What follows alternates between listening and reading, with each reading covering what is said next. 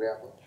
Kita beralih ke informasi lainnya. Dipicu pemasangan pelang organisasi kepemudaan, dua kelompok pemuda di Medan Labuhan terlibat aksi saling serang. Akibat kejadian tersebut, seorang pemuda terluka di bagian perutnya akibat terkena tembakan.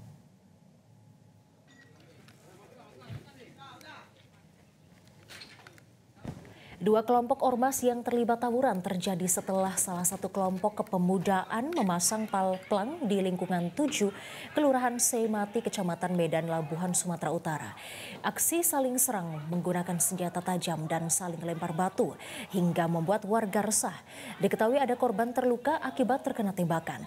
Aksi saling serang berhenti setelah ada korban terluka di bagian perut akibat terkena peluru jenis softgun. Korban langsung dilarikan ke rumah sakit. Kapolres Pelabuhan Belawan AKBP Janton Silaban mengatakan aparat masih melakukan penjagaan agar tidak terjadi bentrok susulan. Kini pihak kepolisian dari Polsek Medan Labuhan dan Polres Pelabuhan Belawan telah memediasi kedua kelompok kepemudaan untuk berdamai.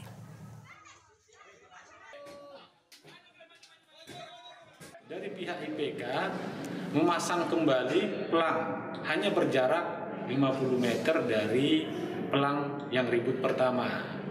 Karena mendapat informasi itu ada pendukung dari PP mendatangin dan sempat terjadi tawuran lempar-lemparan.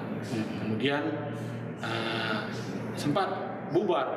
Tidak lama kemudian ada beberapa orang anak-anak pemuda diduga dari pihak PP melakukan penembakan sehingga ada korban.